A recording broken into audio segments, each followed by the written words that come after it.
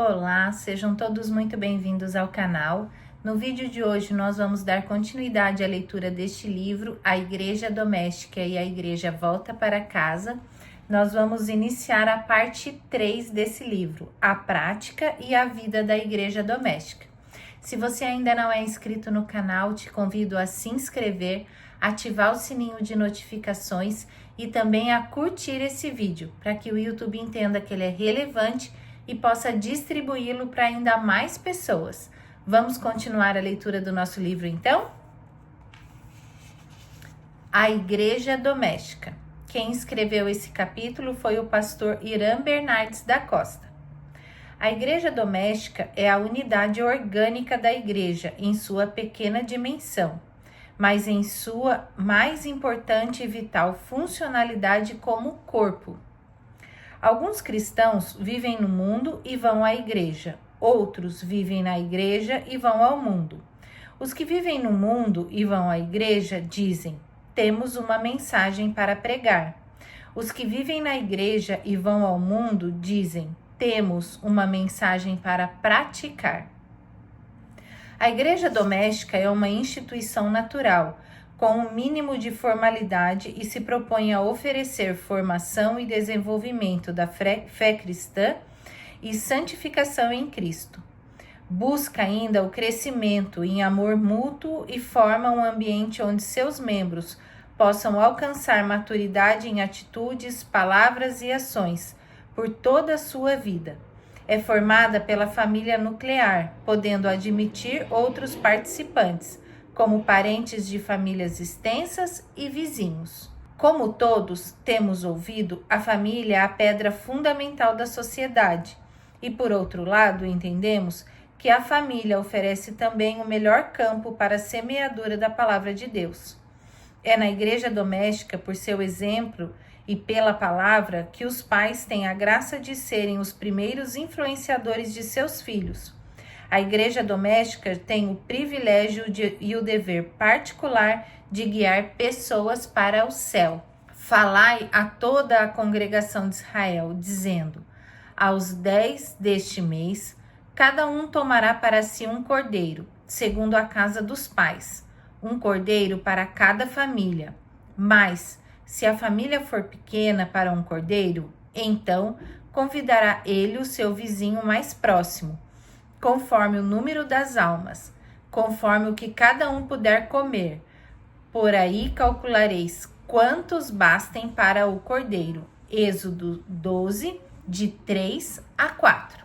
Entendemos, de acordo com o texto acima, que a Páscoa era uma realização para a família e que para nós, o povo de Deus, a família padrão é formada por um pai, uma mãe e os filhos. Parece-me pouco provável que os pais realizassem aquela Páscoa, que mais tarde se tornou em uma festa, determinando a exclusão dos filhos.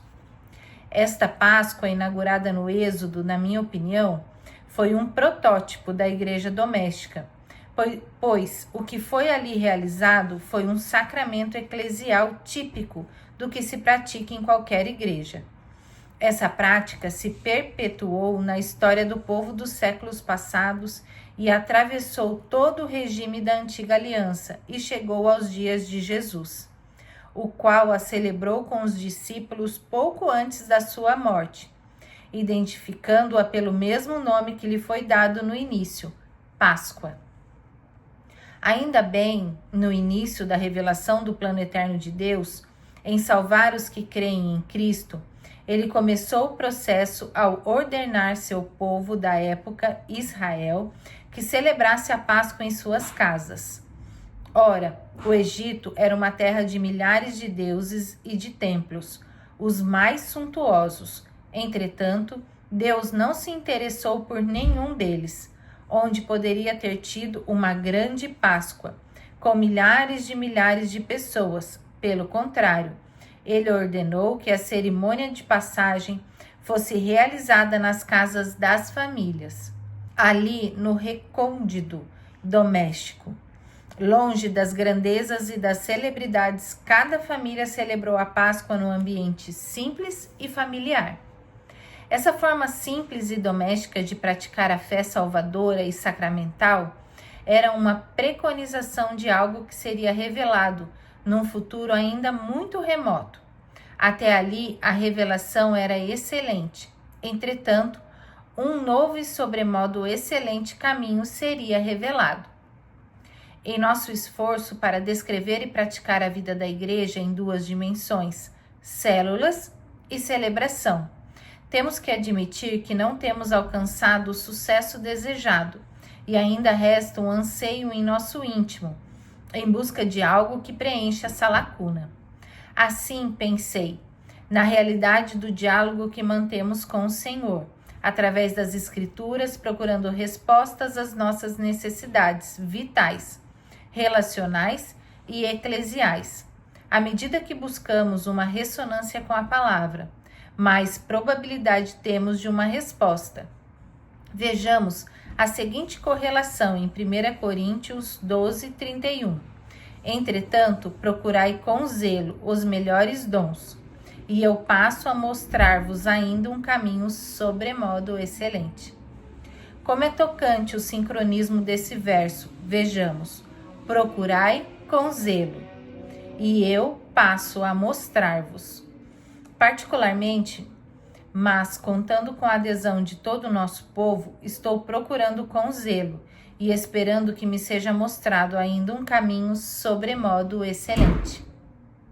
Ministério tem que ser algo dinâmico, em constante movimento, transformações, inovações, dentro dos parâmetros bíblicos, teológicos, sociológicos e históricos. Então, por que estamos ainda em busca do que estamos nos propondo? Se já recebemos tantas revelações de Deus, tanto para a vida familiar, relacional e ministerial? Ora, uma das nossas pérolas descobertas de grande valor é o ministério de células.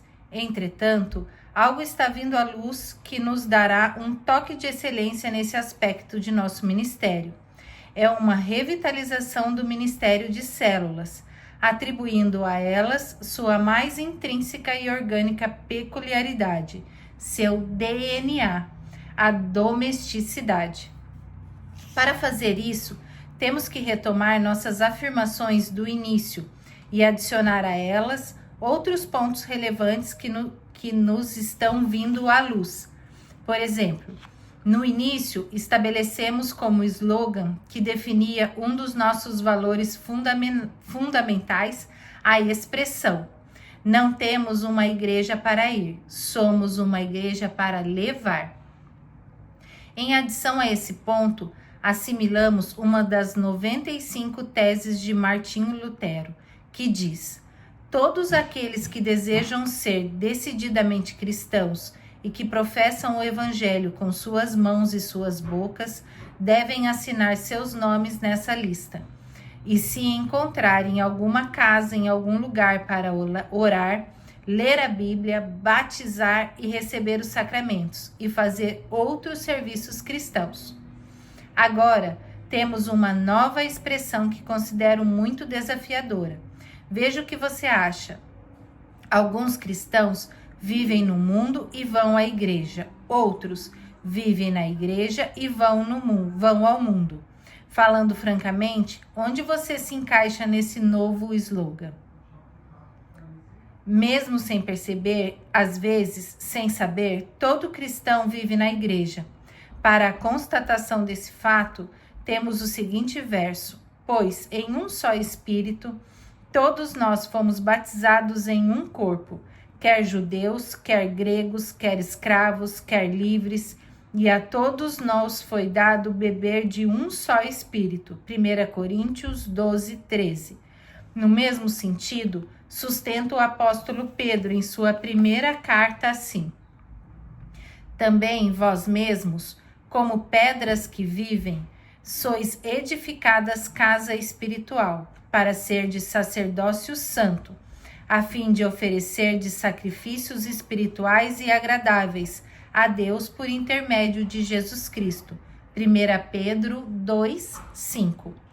Em 1 Coríntios 12, 13 se diz que todos nós fomos batizados em um corpo, Em 1 Pedro 2,5 se afirma que sois edificados casa espiritual.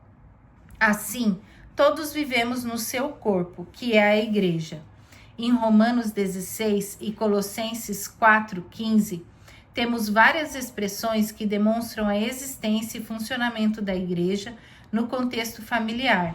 Situação essa que nos autoriza a entender a igreja também como igreja doméstica, como passamos a ver. Recomendo-vos a nossa irmã Febe, que está servindo a igreja de Cencreia. Saudai Priscila e Áquila. Saudai igualmente a igreja que se reúne na casa deles. Saudai os da casa de Aristóbulo. Saudai Rufo, eleito no Senhor, e igualmente a sua mãe, que também tem sido mãe para mim. Saudai Assíncrico, Flegonte, Hermes, Pátrobas, Hermas e os irmãos que se reúnem com eles. Saudai Filólogo, Júlia, Nereu e sua irmã, Olimpas e todos os tantos que se reúnem com eles. Saudai-vos uns aos outros, com ósculo santo. Todas as igrejas de Cristo vos saudam. Romanos 16. Saudai os irmãos de Laodiceia e Ninfa, e a igreja que ela hospeda em sua casa. Colossenses 4:15. Vamos terminando a leitura aqui por hoje.